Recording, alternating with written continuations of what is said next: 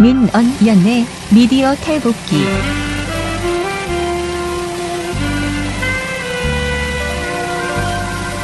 민언연의 미디어 탈곡기 247화를 시작하겠습니다. 네, 비가 오고 있습니다, 여러분. 제 마음에도 비가 내리고 있습니다. 네, 저는 안학내를 맡고 있고요. 유민지입니다.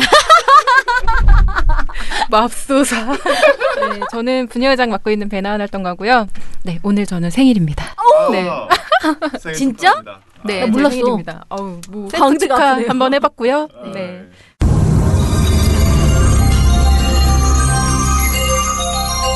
민주언론 시민연합에서는 5.18 가짜뉴스 신고센터를 열어 광주 민주화운동 관련 허위, 왜곡, 가짜뉴스를 제보받습니다.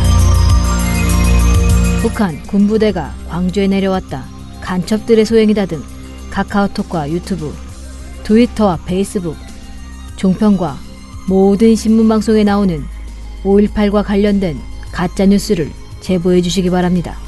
민언연이 사실관계를 바로잡고 적극 대응하겠습니다. 02-392-0181 02-392-0181로 전화 주십시오. 5.18 가짜뉴스 신고센터는 민언연과 5.18 기념재단이 함께합니다.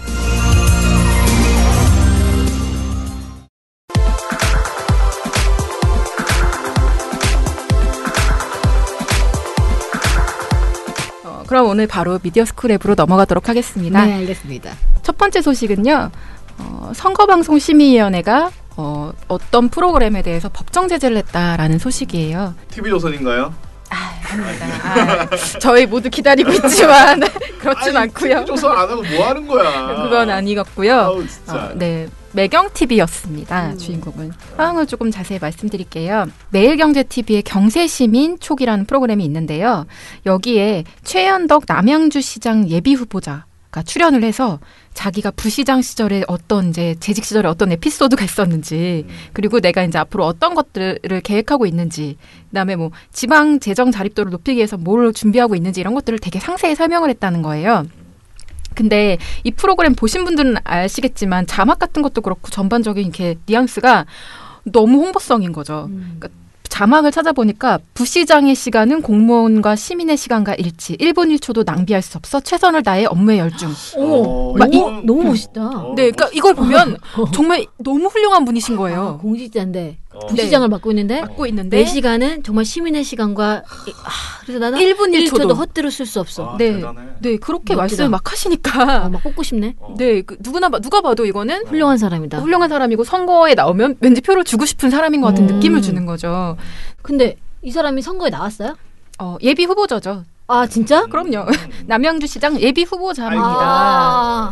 그러니까 말씀드렸지만 예비 후보자인데 네, 예비 후보자예요. 매경TV에서 이 사람을 갑자기 부시장님 잠깐 만나시죠 해서, 왜냐면 너무 1분 1초도 허투루 안 쓰시는 분이어서 너무 훌륭해. 만나뵈가지고 아하 그랬구나. 네. 근데 이제 처음에는 선거방송심의에서 해당 방송에 대해서 이건 공정성 위반한 거다 하면서 의견 진술을 결정을 했어요. 근데 어떤 게 걸림돌이었냐면, 지금 현행 선거 그 심의 규정에서는요, 선거방송 심의 규정에서는요, 선거방송 심의에 관한 특별 규정 제 21조에는 이런 구절이 있어요. 후보자가 다른 프로그램들은 다 출연을 할 수가 없는데 선거법의 규정에 따른 방송 및 보도 토론 방송에는 출연할 수 있어요. 맞아요. 근데 이 안에 대담이 들어가 있어요. 그래서 이렇게 일방적으로 막 칭송하는 형태의 대담 프로그램을 내도 이게 위반이 아닌 거예요. 너무 이상하지 않나요? 이상해. 이상하죠. 이게 뭐야? 그러니까 이게 심의를 하시는 분들도 다 이상하다고 느끼셨겠죠? 그래서 반박을 합니다. 공정한 선거방송을 하려면 정보를 제공한 다음에 방송이 그걸 검증을 해야 된다는 거죠. 이분에 대해서는 검증이 없고 그냥 이분이 하는 어떤 일방적인 주장들, 내가 어떤 업적을 이루었는지, 얼마나 이 활동을 사랑하는지, 1분 1초도 쉬지 않는지 이런 것들만 쭉 홍보를 해주고 있고 방송이 자체 검증을 하지 않고 있고, 또 하나는 만약에 이 사람 말고 다른 사람들에 대해서도 똑같은 기회를 줬다. 그러면 모를까 그런 게 아니잖아요. 그래서 사실 대담이라고 하는 건 이런 걸 얘기하는 거거든요. 이제 보통 예를 들어 오늘 후보자 정견 발표 같은 걸 한번 듣는 거죠. 그러니까 이 사람을 모셔서 후보자가 있으면 방송사에서 이런저런 질문을 하는 건데 토론이라고 하는 건 후보자들끼리 나와서 서로 공방을 벌이는 건데 대담이라고 하는 거는 넌 어떻게 살았는지 그리고 이걸 통해서 시청자들이나 사람들이 궁금해할 만한 의혹들이나 이런 것들을 같이 제기하는 사실 검증의 시간이거든요. 근데 그죠. 지금 여기서는 이 프로그램은 찬양 방송을 사실 한 명의 다큐멘터리처럼 달아놓고서 이거 우리 대화했으니까 대담이다. 그러니까 선거 후보자가 대담은 나갈 수 있는 거 아니야? 이런 식의 주장을 내놓은 거에 대해서 뭔 소리야? 이렇게 피해가면 안 된다. 이거는 명확하게 이 사람 홍보 방송으로 한 거다. 공정성 침해다. 이렇게 선방심의가 판단했다는 얘기죠. 네, 근데 아까 의견 진술을 그래서 내렸다고 했잖아요. 근데 저희가 전에도 말씀드렸듯이 의견 진술이라는 건 우리 법정 제재 때리고 싶은데 너 나와서 얘기 좀 해봐라는 의미로 이제 부르는 게 의견 진술이라고 말씀드린 적 있죠. 그래서 매일경제TV 관계자는 20일 날 선방심의의 의견 진술에 출석을 해서 이렇게 말을 했다고 합니다. 예비 후보인 건 알고 있었다 우리도. 하지만 방송 안에서 선거에 대한 언급이 없고 부시장 시절 얘기를 한 건데 이게 어떻게 홍보하기 위한 것이겠느냐라는 멘트를 했다고 해요. 하지만 위원들은 모두 아니다. 객관성 침해한 것이고 선거에 영향을 주는 방송이었다라고 판단을 해서요. 법정 제재를 결정을 합니다. 네, 법정 제재인 경고를 결정을 했고요. 이것과 함께 아까 말씀드린 것처럼 지금 현행 시민 규정으로는 뭔가 이제 계속 이렇게 구멍이 좀 생긴다는 거죠. 네. 그래서 앞으로는 대담 프로그램의 지방선거 후보자 출연을 제한시켜야 한다는 얘기도 지금 계속 나오고 있다고 합니다. 그래서 이 안에서 내부적으로 어떤 것들이, 그러니까 이 안에서 후보자 출연을 제한을 해야 되는 것이냐라는 거 가지고서 논의를 좀 계속 진행을 할 거라고 하고요. 이제 요거는 이제 그럼 참고를 하셔야겠죠. 앞으로 지방선거 후보자들도 내가 여태까지는 오케이라고 했기 때문에 대담 프로그램에 나와서 이렇게 마음대로 자기 검증받지 않은 자기 주장들, 홍보성 주장들을 막 해도 넘어갈 수 있었다면 이제는 넘어가지 못할 확률이 좀 크다라는 것들을 염두에 좀 두셔야 될 것 같습니다. 알겠습니다. 네. 이제 이런 방송들이 많이 나올 거잖아요. 아마. 그렇죠. 네. 이제 이런 틈새 시장을 다들 노리잖아요. 근데 이렇게 티나게 했다니 너무나 1분 1초도 허투루 쓰지 않는다는 네. 남양주 부시장님을 또 이렇게 했다니. 이거 사실 저의 캐치프레이즈거든요. 1분 1초도 쉬지 않겠다. 근데 이게 이렇게 선거에 활용이 되다니. 네. 네, 조선일보 소식 갖고 왔습니다. 미디어 오늘의 김도연 기자가 쓴 기사입니다. 제목은요. 사주 배불리는 배당에 조선일보 노조 우리가 순진했다. 제목입니다. 조선일보 노조? 그러니까 이 내용을 딱 제목을 보니까 이게 사주가 배당을 많이 받았구나. 노조는 이렇게 배당을 많이 받을 수 있어?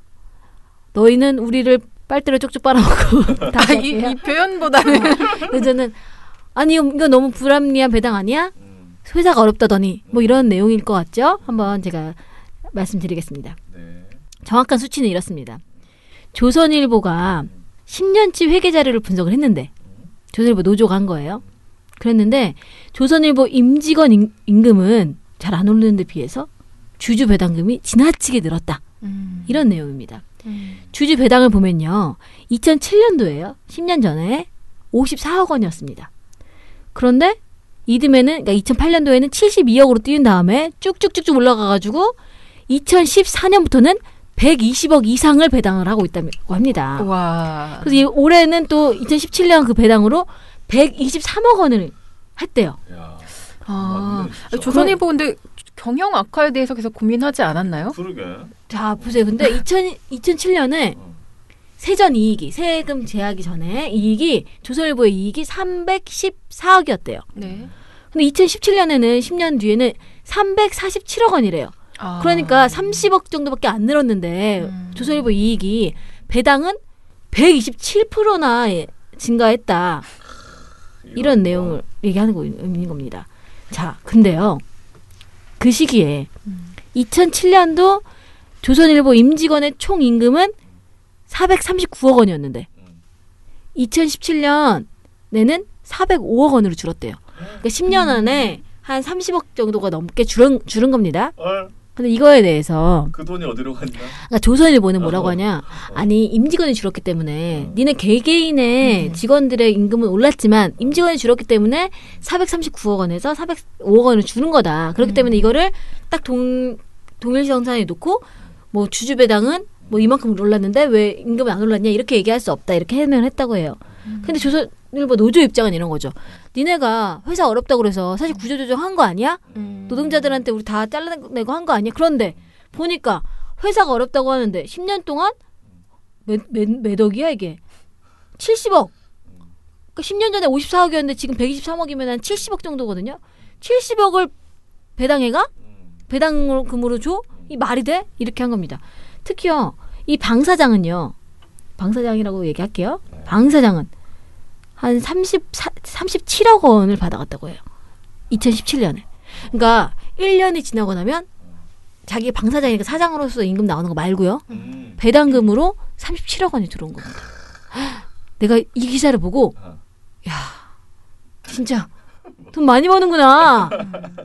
야 진짜 배당은 37억을 그냥 받는구나. 1년 지나고 나면. 그리고 나서 내가 조선일보 사장으로 있으니까 돈도 받고 판공비도 받고 활동비도 받고 야 진짜 돈 많이 버는구나. 조선일보를 이렇게 조선일보를 운영하면서 이따위 조선일보를 내면서 나 이렇게 분노하는 조선일보 사장이 진짜 이렇게 돈을 진짜 긁어 모으는구나 이런 생각이 들더라고요. 그래서 그런 기사가 나왔습니다. 그래서 노조가 이제는 가만히 있지 않겠다. 우리가 너무 순진했다. 그러면서 결국에는 구조조정하고 노동자들에게 부담을 지운 다음에 크게 흑자를 낸 시기에도 결국에는 우리 조합원들은 자회사로 밀어내고 TV조선 같은 데죠. 이제 그때 한참 종편도 나오고 했으니까 그런 식으로 한 게 이 말이 되냐. 그러면서 특히 임금 동결을 니네 2012년부터 임금 동결 해놓고서 배당금은 계속 올라갔대? 열받겠죠. 자기네 입장에서도. 자기네는 이렇게 이런 기사 내고 있는데 자기네. 욕은 제일 최전선에서 먹고 있는데 맨 앞에 나가서 그렇죠. 또 있는데 그런 노동자들 관한 기사 자기가 쓴 거 아니야? 그렇죠. 그렇죠. 이 귀족 노조네. 네. 이렇게 나오. 근데 어떻게 지금 조선일보 노조가 이런 말을 할 수 있는지 모르겠는데 그러니까. 성장과 미래를 위한 노동자의 희생을 요구하면서도 투자를 통한 성장을 포기한 것만 같은 행동을 하고 있다. 뭐 이런 말을 그런 거 기사 한번 써봤어? 그리고 노동력을 파는 처지임에도 흥정을 제대로 하지 않고 사측의 선의를 기대하고 주는 대로 받았다. 동료가 구조조정 피해자가 돼도 지키지 못했다. 이런 말들을 하고 조합원들이 깨어나고 있다. 뭐 이런 말을 하고 있는데 아니 진짜. 야 저는 진짜 솔직히 야, 이거 이 건과 야 어떻게 자기 일들이라고 또 이렇게 아무렇지도 않게 유체 이탈해서 이렇게 얘기하고 또 돌아서면은 분명히 뒤에서는 자기들끼리 단결하겠다고 얘기하지만 돌아서면은 어디서 지금 크게 총파업하면 난다고 생각해 보세요. 조선일보 무슨 기사 쓸지. 그러니까. 야 너무 이거 경영진을 도덕적으로 비난하지 않은 이유는 우리 스스로 순진했던 측면이 있다. 이렇게 썼습니다. 그래요. 그러니까 아니 이걸 내가 또 고민 이런 기사를 보면 이제 고민이 되죠. 그래 너희가 노동자성을 스스로 이제 깨닫고 있구나. 그래서 이제 정말 다른 노동자들 피눈물 나는 기사를 니네가 안 써야겠구나. 그런다면 얼마나 좋을까 이런 생각 들면서도 니네가 설마 그런 기사를 쓸 거라고? 안 써. 그렇지 않다고 제가 정말 생각하는 게 뭐냐면 얼마 전에 자기들끼리 그 내부 게시판 뭐 노보를 통해서 미투를 그 미투 운동을 인용하면서 사내 갑질 문제 막 또 고민하는 기사를 썼잖아요. 그 이후에 조선일보가 내놓은 관련 보도들을 보시라고요. 어떻게 해야 되나 이거? 아니 사실 이걸 우선 기본적으로 10년 만에 배당금이 한 70억 정도 더 는 거, 그러니까 127% 는 거. 그래서 사실 주주들이 그 배당금 잔치한 거 이거 문제예요. 당연하죠. 굉장히 문제입니다. 이거는 조선일보뿐만 아니라 정말 돈으로 사람들이 그 노동자나 이런 것들 다 빼고 정말 배당금 잔치를 계속 해나가는 건 정말 문제입니다. 우선 짚고 넘어갈게요. 그리고 방사장이 37억 받은 것도 기분 나빠 나는 우선. 어쨌든 이거 짚고 넘어가야 될 문제입니다. 그런데 조선일보 이제 노조가 이걸 문제 제기하면서 정말 우리가 너무 순진했고 이 성명에서는 아직은 싸우겠다는 안 했어요. 니네 5년치 이거 임금만 정상화시키면 응? 좋은 건데 니네 자꾸 이렇게 정상화 안 시키면 우리 가만히 있지 않겠어? 이렇게 지금 경고성 사실 발표를 한 거거든요. 노조가 이런 식의 뭐 노동자성을 이야기하면서 하는 거에 대해서 그럴 수 있어. 그러나 이 노동자들이라고 하는 이 사람들이 어떤 기사를 써왔는지 그래서 조선일보 노조가 그럼 자신들의 자사 조합원들 그러면 조합원이 아닐 수도 있어요. 어떤 기자들. 그런 기자들에게 얼마나 더 옳은 보도를 내라고 이제 앞으로 진행할 건지 이런 것들을 실제로 봐야 되는 건데 그렇지 않았던 너무 많은 모습들 때문에 조롱받고 있는 겁니다. 지금 이거에 대해서. 순수성 뭐 이런 헛소리 하는 거에 대해서 더 조롱받고 있는 거죠. 참 그래서 사실 이런 조선일보 노조 관련된 소식을 들을 때마다 되게 복잡해요. 양가적 감정이 너무 들죠. 양가적으로 힘든 좀 감정이 드는데 어쨌든 싸움을 하신다면 이기시길 바라겠고요. 네, 이기시길 바라겠고요. 노동자 권리 찾으시길 바라겠고요. 그것과 별개로 본인들만 노동자가 아니라 다른 사람들, 다른 노동자들의 상황에 대해서도 좀 이렇게 함께 생각할 수 있는 조선일보 노조가 됐으면 합니다. 왜냐하면 조선일보가 가장 비판하는 게 현대차, 현대중공업 이런 기종 노조라고 하면서 비판하잖아요. 근데 그 노동자들이 하는 얘기가 똑같거든요. 그렇죠. 배당금, 주주 파티, 주주 배당하면서 자기네 파티하고 실제로 많은 부분을 노동자들한테 전가하고 비정규직 양산하고 이런 것들을 노동자들이 얘기하고 있는 거예요. 그랬더니 거기다 대고 조선일보가 하고 뭐 자회사 내보내고 그렇죠. 그랬더니 니네 지금 조선일보가 임금 얼마 받는지 알아? 이러면서 막 급여 공개하면서 니네 6천이야. 연봉 6천, 7천이 귀족 노조가 노조 살기 어렵다고 한다고 이런 식의 하는 거. 근데 이 사람들은 있잖아요. 이 그 중공업 노동자들은 정말 맞교대로 일하고 막 이러잖아요. 그렇죠. 그리고 그게 다 성과급 다 포함되고 추가 수당 다 포함된 거거든요. 근데 그걸 가지고 그렇게 했는데 지금 조선일보 평균 한번 볼까요? 임금 1억에 달할 겁니다. 예? 굉장히 높은 임금으로 하는데 본인들을 스스로 뭐라고 얘기할 거냐? 언론 사정이 제일 높죠, 거의. 본인들을 스스로 어떻게 규정할 거냐? 아니 배당 조선일보의 여태까지 입장 뭐냐면 배당금 회사가 많이 받으면 어때? 니네는 충분히 받잖아. 니네 제대로 학교도 제대로 안 나와놓고서 니네 6천만 받는 거 아니야? 뭐 이런 식의 주장을 했단 말이에요. 아주 기만적인 주장이죠. 그런데 자기네들은 그럼 자기네들한테 뭐라고 할 거냐? 주주가 주주 배당 받아간다는데 자본주의 시대에서 이렇게 한 조선일보의 자기네 논리가 자기네를 옥죄게 될 겁니다. 결국에는. 네, 또 열받았는데. 네. 화가 나네. 그러니까요. 그렇습니다. 결국엔 자기네도 노동자거든요. 자기네 발등 찍는 기사를 자기네들끼리만 내는 것도 아니고 사람들 다 보게 내가지고 많은 사람들을 머릿속을 나 자기가 노동자가 아닌 것처럼 자기가 주주인 것처럼 생각하게 하는 이 조선일보 정말 그래서 사회의 폐악이라고 하는 거 있죠? 그렇습니다. 나 왜 이래 힘들었어. 아무튼 그렇습니다. 할 만한 이슈였던 것 같습니다. 네.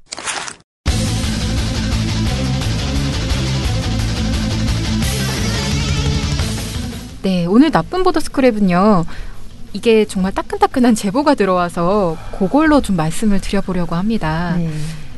저 주말에 안 보고 이제 그냥 쉬고 있었는데 아침에 출근하자마자 채널 A가 네. 사고로 쳤다. 난리가 났다는 그런 제보가 막 들어오더라고요. 기사가 지워졌다. 막 네. 이러면서. 그래서 무슨 일이야 또. 뭔 일이야. 좀 하루라도 행복할 순 없니? 막 이러면서 그 4월 22일자에 이제 문제의 단독 보도를 냈다고 해서 뭐냐 대체 뭐 가지고 그러냐 했더니 아니나 다를까 드루킹 관련된 보도였습니다. 지금 온라인에 송고된 이미 지워졌지만 온라인에 송고된 그 제목을 보면요. 드루킹 큰 따옴표 돈 잘 받으셨나요? 따옴표 닫고 김경수의 연락 이렇게 돼 있습니다. 그러면 이 제목을 보면 딱 무슨 생각이 드시나요? 김경수가 돈을 받고 네. 문자를 확인 문자 이미 서로 그런 통화한 상태였구나. 그럼 김경수 의원이 보좌관이 돈 받은 문제라고 했는데 이거는 아니라 자기가 받았구나. 자기가 받았구나 이렇게 느껴지네요. 그렇죠. 그런 생각이 좀 들겠죠. 실제 보도의 뉘앙스 자체가 약간 그런 식으로 구성이 돼 있습니다. 뭐냐면요. 이게 첫 꼭지 이날의 이제 톱보도 그리고 단독 보도였어요. 네, 앵커가 이렇게 얘기를 합니다. 시청자 여러분 안녕하십니까? 오늘 뉴스에이는 댓글 여론 조작 사건 소식으로 시작합니다. 드루킹 김모 씨가 자신의 보좌관에게 돈을 건넨 것에 대해서 어제 김경수 의원 이렇게 해명했었죠. 보좌관이 경찰에서 해명할 사안이라고 선을 그었습니다. 하지만 채널A 취재 결과 드루킹이 보좌관에게 돈을 건넨 이후 김경수 의원에게 잘 받으셨나요? 라는 텔레그램 메시지를 보낸 사실이 확인됐습니다. 김경수 의원, 이번에는 어떻게 해명했을까요? 첫 소식 황수영 기자의 단독 보도입니다. 라고 얘기를 합니다. 그러니까 즉 보좌관이 돈을 받은 건 사실이고 그거에 대해서 김경수 의원은 그거는 내가 몰랐던 거다. 보좌관이 해명해야 될 보좌관의 문제다라고 얘기를 했는데 채널A가 취재를 해봤더니 드루킹이 보좌관한테 돈을 건넨 다음에 김경수 의원한테 그렇게 문자를 보냈으면 니네 둘이 아까 말씀하신 것처럼 이미 다 얘기 합의된 거고 서로 돈 주고 받고 얘기는 다 끝난 거 아니냐라는 뉘앙스로 얘기가 된 거죠. 그러면서 이거를 이제 기사 안에 보도 안에서 한 번 더 얘기를 해주고요. 경찰이 압수한 드루킹 휴대전화 분석 과정에서 이렇게 메시지 잘 받으셨냐라는 메시지를 보낸 게 확인이 됐고 그런데 드루킹이 김 의원 보좌관에게 500만 원을 건넨 뒤 김 의원에게 연락을 한 사실이 확인됐습니다. 김 의원에게 잘 받았느냐고 묻는 텔레그램 메시지를 보낸 겁니다. 이 메시지는 경찰이 압수한 드루킹의 휴대전화 분석 과정에서 발견됐습니다. 라고 얘기를 하는데요. 이 보도 안에선 이런 설명이 덧붙습니다. 다만 이 메시지를 보낸 시점이 금전거래 뒤 어느 시점인지 또 김 의원이 회신했는지는 알려지지 않았습니다. 이에 대해 김 의원 측은 그런 메시지를 받은 적이 없다고 해명했습니다. 이렇게 덧붙여요. 아니 근데 이상하잖아요. 분명히 돈을 그 보좌관이 받았다는 건 이제 있었던 거잖아요. 그러면 지금 채널A가 잘 받았냐 그 문자 텔레그램 하나 확인했다 이게 지금 건데 네, 그게 새로 사실되는 확인 팩트죠. 그래. 근데 이걸 가지고 지금 단독으로 메인에 냈단 말이에요. 첫 번째 꼭지로. 네. 그러면서 마치 김경수 의원이 이제 알았다 이런 알죠. 내용 한 건데 기사 안에 지금 언제 받았는지는 사실 모른다. 그리고 이 문자를 확인했는지도 모른다. 이 약간 뭐지? 그죠. 그러니까 이걸 그러면 왜 단독으로 내? 왜 단독으로 뭘 기사를 낸 거지? 그러니까 뭘 네. 얘기하고 싶은 거야? 라는 질문이 일단 드는 거죠. 음. 이걸로 이렇게 엮을 수 없는 그럼 사실관계까지만 확인이 된 건데 응. 추가 취재를 해야 될 사안을 왜 이날 단독 톡보도로 내서 마치 이미 다 확인됐고 둘이 어떤 연관관계 아주 단단하게 있고 돈 주고받았다는 메시지까지 주고받을 정도면 사실 그러니까 뭐 잘 받으셨나요? 라는 메시지를 딱 이렇게 확인한 것처럼 보도를 하면 되게 관계가 깊은 것처럼 보이잖아요. 아까 제목도 네. 맨 처음 돈 잘 받으셨나요를 했다고. 드루킹 돈 잘 받으셨나요? 김경수의 연락 이렇게 돼 있어요. 그러니까 굉장히 근데 문자는 잘 받으셨나요? 잘 받으셨나요잖아. 그렇죠. 그러면 이게 뭐야? 이게 뭐죠? 라는 생각이 우선은 단독으로 낸 게 잘 받으셨나요라는 문자를 김혜한테 보냈다는 건데 네. 그건 보냈고 그 뭐 뉴스거래 될 수 있습니다. 근데 문제는 이거를 김경수 의원이 확인하고 혹은 뭔가 이렇게 확인 관계가 있어야지 이게 이제 이슈가 되는 건데 딱 들어보면은 이제 그냥 쭉 보면 이 방송 말고 생각 정리해 보면 맨 처음 경찰 발표가 드루킹이 3,100개 텔레그램 보냈는데 확인하지 않았다는 게 나왔으니까 텔레그램으로 보냈으면 네. 확인을 했으려나 이런 생각이 좀 들고 도대체 언제 보냈을까 그죠. 뭐 이런 생각도 드는데 그런 것들의 주요 내용이 다 빠져 있는 상태로 이제 잘 받았냐라는 문자를 받았다. 그러니까 그러면서 김 의원이 그래서 알고 있었을 가능성이 높다라는 기사를 낸 거잖아요, 지금. 그렇죠. 그런데 확인했는지도 모르겠고 어느 시기였는지도 모르겠다라는 기사를 내면은 그러면 근데 이게 왜 그러면 단독거리냐는 거지. 근데 그렇지. 사실 딱 처음에 딱 듣고 나서는 저도 딱 듣고 나은 씨 얘기 듣고 김교수 의원이 알았구나. 그렇죠. 미리 돈 받았을 때 알았구나. 그랬는데 지금은 모르겠네요. 그래서 이게 결론이 뭔가 난 거예요? 그래서 자사 보도에 대해서 그러니까 일단 이렇게 내놓고 난 다음에 네. 채널A가 이거 좀 아닌 것 같다라는 생각을 했어요. 네? 했어요. 어떻게 그걸 증명할 수 있느냐? 이날 뉴스 클로징에서 좀 우리가 잘못 말한 것 같다는 얘기를 합니다. 어머. 어떻게 얘기를 하느냐? 오늘 드루킹 김모 씨가 김경수 의원 보좌관에게 돈을 건넨 이후 김 의원에게 잘 받으셨냐는 문자 메시지를 저희가 보도해 드렸는데요. 저희 뉴스가 나간 이후 서울경찰청 측은 착오가 있었다면서 드루킹이 문자를 보낸 시점은 김 의원 측을 협박한 3월 이후라고 알려왔습니다. 또 김 의원은 해당 메시지를 읽지 않았다고 밝혔습니다. 착오가 없으시기 바라겠습니다. 청년에게 꿈과 희망을 채널A가 함께합니다. 시청해 주셔서 감사합니다. 즉 채널A가 이 보도를 톱으로 내기 전에 확인했어야 될 기본적인 사실관계를 나중에 서울경찰청 측에서 그거 아니잖아요. 아니잖아라고 사실관계 확인해 주니까 지적을 하니까 반박보도 아니에요. 이거 클로징으로 말했어요. 그러니까 정정을 그냥 전화 온 거지. 그러니까 탑보도 나가니까 막 파장이 커지니까 서울경찰청이 야 뭐냐 니네. 이 사실관계 다르다. 이러니까 막 뉴스 나가고 있는데 막 데스크에서 어떻게 할까 우리 좀 오바했지. 한번 내긴 내야겠지. 그러니까 클로징에 얼른 넣어. 이렇게 해서 지금 한 꼴인데. 네, 거의 뭐 이게 근데 이거는 이런 뉴스를 누가 보죠? 와 이런 말도 안 되는 짓거리를 하는 뉴스를. 배낭 활동가 보고 있긴 한데. 이제 이거 돈을 주니까 보는 거지.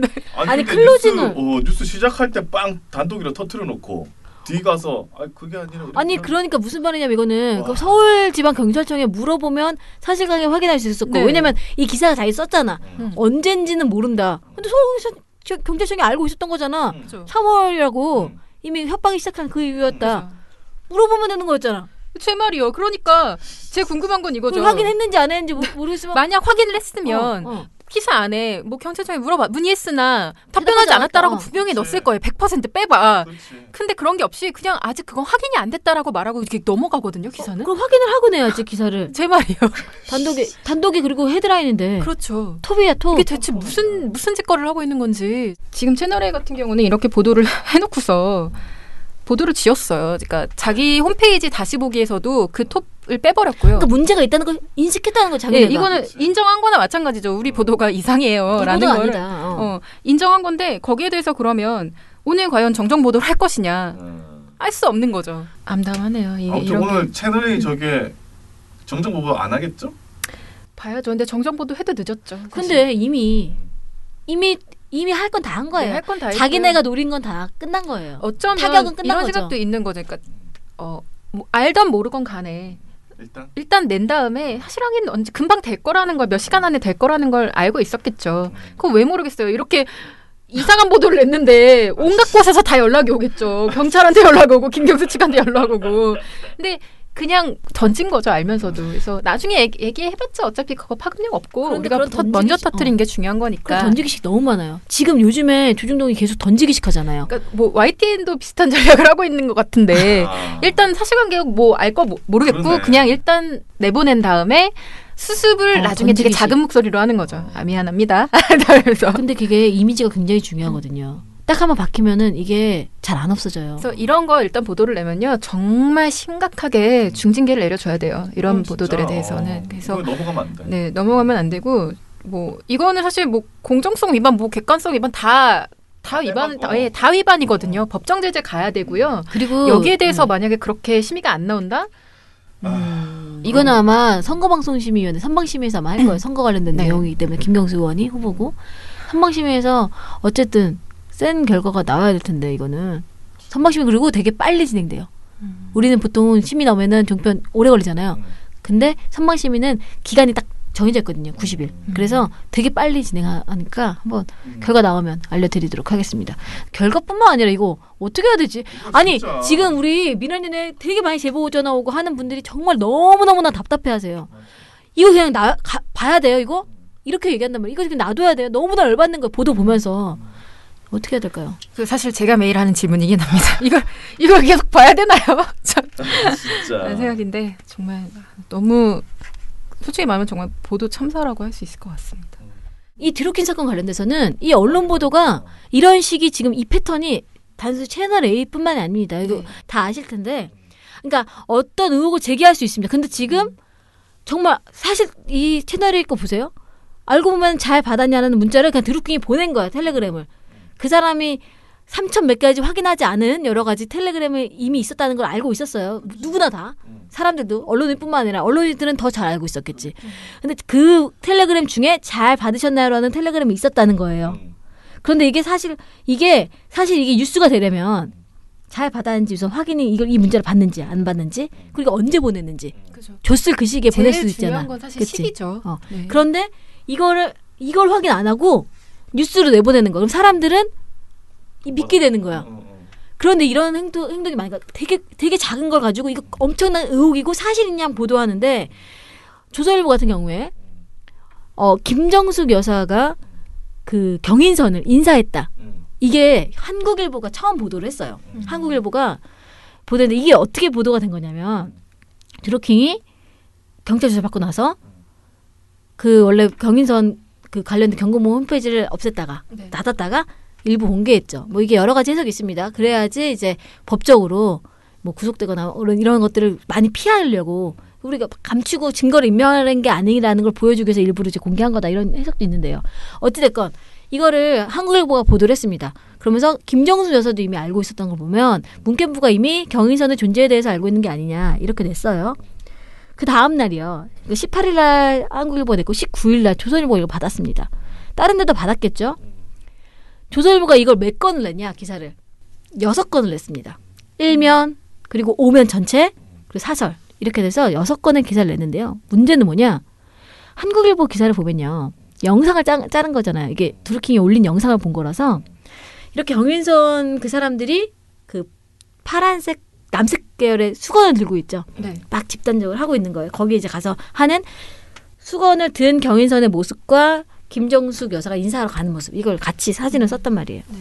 조선일보 사진을 보잖아요. 사진 2개나 썼어요. 오면에 김정숙 여사만 클로즈업 돼 있어요. 그러면서 기사는 김정숙 여사가 경인선을 계속 찾으면서 비서가 가자는데도 경인선을 계속 찾았다. 그래서 인사를 하러 가야 된다 하면서 그러니까 경인선 존재를 정확하게 알고 있었고 굉장히 의식한 거다. 드루킹을.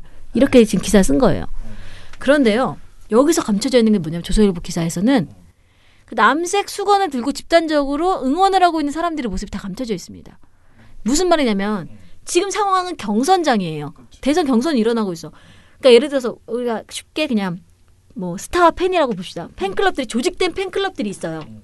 그런데 여기는 뭐 경인선 팬클럽이 있고 여기는 뭐 다른 팬클럽이 있고 있으면 내가 스타의 뭐 부인이거나 혹은 스타야. 그러면 이제 인사하는 이걸 하잖아요. 서로 인사치를 하는데 그럼 그렇게 집단적으로 들고 있는 사람들에게 가서 인사를 하는 거는 합리적일까요? 합리적이지 않을까요? 당연한 거죠. 인사할 수 있습니다. 그래서 거기서 경인선이라고 경제도 사람이 먼저다 써 있어 거기에 수건에. 그러니까 내가 당연히 내 팬클럽에 대해서 경인선도 인지할 수 있죠. 특별한 게 아니라는 거 굉장히. 그런데 그게 물론 알아가지고 할 수도 있지만 사실은 경선장에서는 엄청나게 박빙으로 붙고 있는데 안전지사와 문재인 뭐 모르는 사람한테 그러면 인사하는데 이 지지자들에 대해서 굉장히 관리의 필요성이 당연히 있는 거예요. 그 후보자 부인이 가서 인사할 수 있습니다. 합리적 행동이에요 사실은. 근데 이거를 다 빼버리고 그 사람들이 수건을 들고 집단적으로 하고 있었다. 팬클럽인 거 굉장히 세를 가시하고 있었다는 걸 다 빼버리면요. 그게 없잖아? 그러면 그 기사에 뭐가 났냐면 김정숙 여사가 경선장에서 너무너무 바쁜 와중에 경인선 가자. 빨리 경인선을 찾는 거야. 이 엄청난 그 모래사장에서 바늘 찾듯이 그런 식의 보도라는 거예요. 보도가. 그런데 이걸 가지고 결국에는 이 드루킹 게이트에 김정숙 여사까지 관련되어 있다라는 사설을 쓰는 건 너무 과도하다는 거죠. 그런데 이런 작은 어떤 행동을 가지고 확정적으로 이렇게 계속 이거는 게이트야. 야 봐봐. 대통령 부인까지 알아. 어떻게? 경인선 조직을 어떻게 알아? 아니 나도 알겠는데? 그 경선장에 가 있으면 경인선이라는 조직이 있는 거 나도 알겠는데? 드루킹이랑 상관없이 인사할 수 있는 부분은 다 드루킹을 다 의식해서 한 행동이다라고 하는 건 이거는 굉장히 오류거든요. 근데 이 오류를 물량으로 쏟아내니까 헤드라인을 받고 지면에 배치하고 사진도 그렇게 쓰고 하니까 사람들은 봐. 드루킹이 이렇게 존재감이 있는 사람이었어. 라고 인식하게 된다는 거죠. 저는 여러 가지 의혹들을 제기할 수 있다고 봐요. 근데 이런 제기 방식은 틀렸다는 거죠. 잘못된 행동이다. 잘못된 제기다. 이렇게 봅니다. 여론을 호도하는 거죠. 자기들이 어떤 답을 정해놓고서 그쪽으로 몰아가고 있는 것이고요. 이게 검증의 과정이 아니다. 근데 이 드루킹 관련해서 이번 일요일에 22일 날이죠. 1회 토론 거기에 이제 이 드루킹 관련해서 굉장히 중요한 멘트가 하나 나왔잖아요. 최민희 전 의원이랑 이제 자유한국당 의원이랑 같이 하는데 최민희 의원이 이제 아니 경찰이 자꾸 사실 흘린다. 수사한 사실을 왜 계속 언론에다 흘리냐. 이거 이상하다. 이런 흘리게 안 된다라고 최민희 의원이 얘기했더니 그거를 또 못 참고 어떤 자유한국당 의원이 TV조선은 이미 우리랑 같이 조사하고 있기 때문에 경찰보다 훨씬 더 많은 소스를 알고 있다. 4월 22일 KBS 생방송 일요 토론 중 자유한국당 박성중 의원 TV조선 TV는 직접 저희들하고 같이 해서 경찰보다 훨씬 많은 자료를 제공했습니다. 그럼 지금 자유한국당하고 TV조선이 손잡고 뭐 하고 있다는 말씀이십니까? 손잡고 하는 것이 아니고 우리들하고 같이 뭐 하고 있다는 게 무슨 말씀이세요? 우리들하고 같이 했다고는 이야기하지 않죠. 했습니다. 좀 아까. 방금 이야기한 대로 저희들도 한겨레 신문에 여러 가지 문제가 나고 하니까 저희도 또 여러 가지 스크린을 해야 되지 않겠습니까? 알겠습니다. 네. 무슨 소리 하십니까? 잠시만요. 제가 아까 이렇게 멘트를 쳤습니다. 뭐야? 그쵸? 이게 뭐지? 그러니까 이제 김현 청와대 대변인이 그 얘기를 하면서 이거는 굉장히 공작 아니냐 이거. 그러니까 왜냐면 어떻게 경찰이 수사한 내용보다 더 많은 내용을 일개 언론사가 알고 있을 수 있냐? TV조선이 어떻게 알고 있냐? 그것도 자유한국당과 같이 무언가 조사해서 더 많은 내용을 알고 있다는 거 이거 굉장히 이상한 거거든요. 그러니까 지금 채널에 TV조선이 얘기하는 거는 경찰의 수사가 진행 중이고 그래서 거기서 나오는 것들이 이렇게 막 하나씩 빼서 얘기하는 것처럼 하고 있는데 사실은 어제 자유한국당 의원은 그거 경찰이 흘리는 거 아니야. 이거는 TV조선이 우리랑 같이 연계해서 하고 있어. 선거를 앞두고요. 어떤 특정 언론사가 특정 정당과 연계해서 상대당의 문제 의혹 제기를 계속한다? 연일? 이거는 이렇게 멘트가 만약에 이 사실이니까 일요 그 토론에 나온 그 자유한국당 의원의 말이 사실이면 이렇게 되는 거거든요. 이상한 거거든요. 기관지라는 거잖아. 선거운동 하고 있는 거죠. 제가 그렇죠. 말하면 전략본부장으로. 그렇죠. 이거는 우리가 이 부분 우리가 쳐줄게. 이렇게 해서 지금 문재인 정부 흔들자. 같이 야, 하자. 김경수 괜찮다. 김경수는 최측근이야. 그래, 가고 이거 흔들자. 의혹이 뭐 조금만 거 있어. 어쨌든 나중에 경찰 결과 검찰 수사에서 사법부에서 어떤 판결을 하든 간에 우선 뭔가 보인다. 뭔가 ABC 맞을 것 같다. 그러면 그냥 갖다 놓자. 하루에 이렇게. 하나씩. 무슨 10개씩 가는데 지금. 방송 보도가 하루에 10개씩 나와서 지금 제가 따라갈 수가 보고서를 못 쓰고 있어요. 지금 일주일 동안 지금 조선일보가 내놓은 기사가 70건이 넘어요. 방송 보도 그것만큼 내놓고 있습니다. 지금 미쳐버리겠어요. 그런데 그게 다 굉장히 의혹들이라는 거예요. 근데 이 문제를 계속 어느 쪽으로 가냐?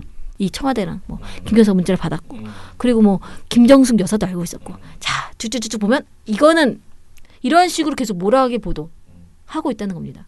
여론은 호도하는 거죠, 실제로는. 그러니까 문제를 지적받을만 해요.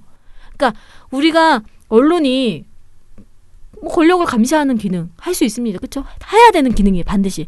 그래 지금 과연 조선일보가 이렇게 보도하는 걸 언론을 감시하고 있는 정상적 활동으로 볼 것인가 하는 거에서 굉장히 물음표가 드는, 그리고 느낌표도 드는 이런 보도들이 계속 쏟아져 나고 있다. 매일매일. 이번 주 금요일에 남북 정상회담이 있습니다. 그렇죠? 네. 남북 정상회담을 지금 남북 정상회담 금요일인데 지금 보도가 다 드루킹이에요. 아니 진짜 역사적인 거거든요. 북이 지금 자기네가 핵실험장 없애겠대. 자기네가 지금 발표를 했어요. 엄청난 발표예요. 그렇죠? 한반도 평화를 자기네가 다 하겠대. 지금 얼마나 놀랍습니까? 전 세계가 다 놀랐잖아, 사실. 조선일보만 안 놀랐어. 조선일보 놀랐죠. 왜 지금 이 선거 앞두고 왜? 자유한국당도 안 놀랐어. 자유한국당은 안 믿어. 부정하고 싶은 거야. 아니 지금 한반도가 어쨌든 지금 이게 종전으로 진짜 가고 있는 거예요. 너무나 놀라운 일이거든요. 진짜. 나도 놀라운데 나는 지금 세상 산지 30년 정도 좀 넘었는데 한 60년 사신 분들은 진짜 엄청 놀라운 거예요. 내가 살면서 이런 일이 정말 벌어지다니. 이거 굉장히 큰 거거든요. 그분들 조선일보 많이 보시는데 조선일보에 나와야 되거든요. 제대로. 이게 도대체 무슨 의미인지 정말 큰 의미입니다. 정말 이 역사적인 이 순간과 이 의혹뿐인 지금 사건과 사람들이 지금 무엇을 더 중요하게 보는 건지, 이거는 그냥 내 개인적인 취향의 문제가 아니거든요. 내가 남북 통일 너무 좋아해서가 아니에요. 이거는 좀 우리 역사에 굉장히 큰 변화인 거거든요. 그죠. 베를린 장벽이 무너지는 것 같은. 세계 역사에 굉장히 그럼요. 작년까지만 해도 저희 생존 가방, 생존 배낭 사야 된다고. 그래. 북한이 뭐 쏠 때마다 우리 이제 생존 배낭 사야 됩니다. 막 이런 보도가 나왔잖아요. 정말 역사적 전환기인 건데, 야 이거가 이렇게 아젠다 세팅을 의제를 이렇게 왜곡해서 설정할 수 있는가? 정말 이런 생각이 듭니다. 참. 지방선거 기간, 언론에게도 영혼이 있다면 유권자의 합리적 의사판단을 도울 정책 검증과 경마식 보도와 근거 없는 흑색 선전을 하지 않는 공정함, 군소정당 후보라도 충분히 다루는 따뜻한 마음을 가졌을 것입니다. 단언컨대 불공정 선거보도를 접하신 여러분의 제보는 가장 완벽한 선거보도를 만듭니다. 2018 전국 지방선거 미디어 감시연대 1661-0999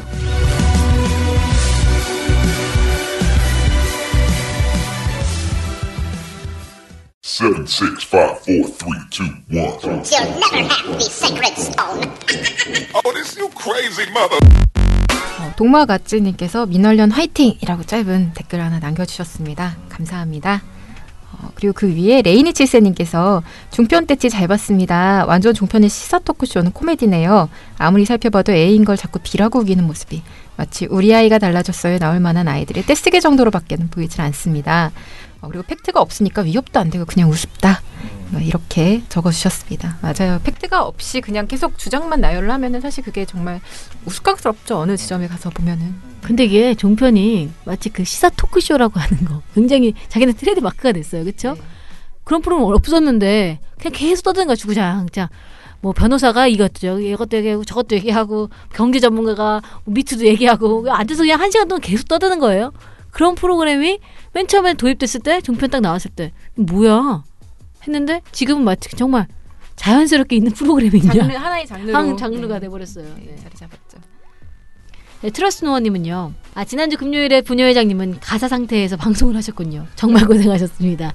네, 금요일에 좀 배당 활동가 좀 힘들었습니다. 네.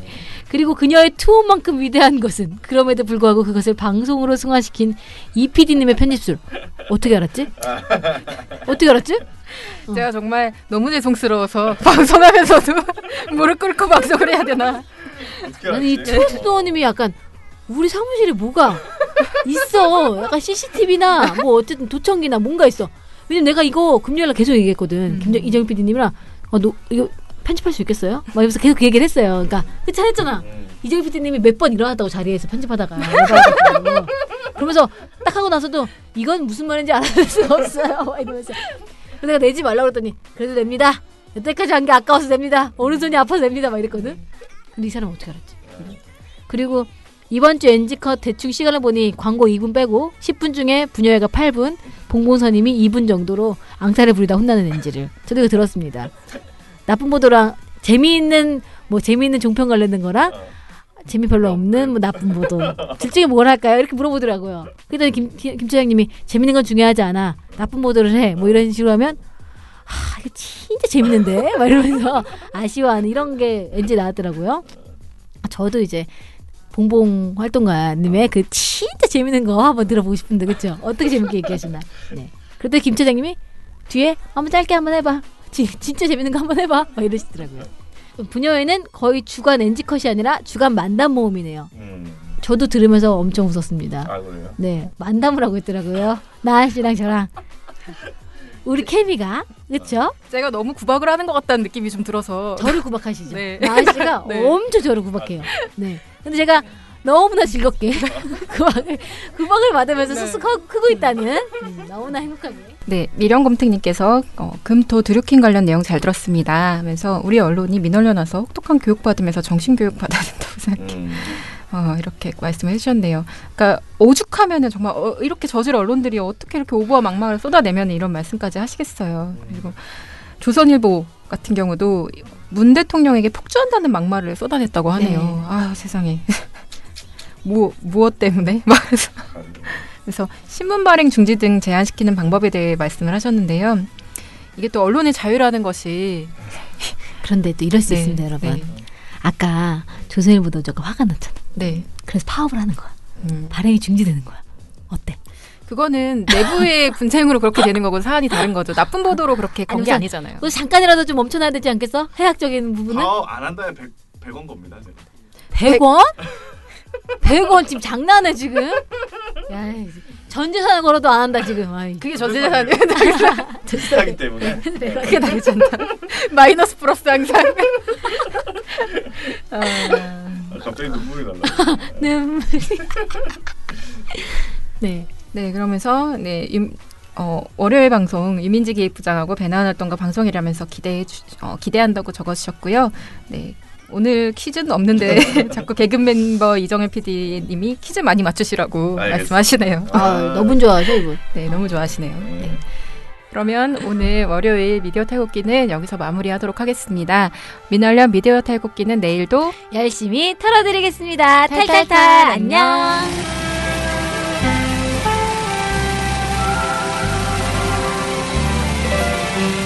우리 아빠는 슈퍼맨이에요. 종편 막말 패널들도 퇴출시켰고요. 보도 지침 책도 만들었고요. KBS, MBC 적폐의 사진도 퇴출시켰고요. 언론 교육도 하고요. 매일매일 방송과 신문을 감시해요. 너희 아버지 뭐 하시는데? 민원연 후원해요. 언론을 정상화시키는 확실한 길. 한 달에 10,000원 민원연 후원으로 가능합니다.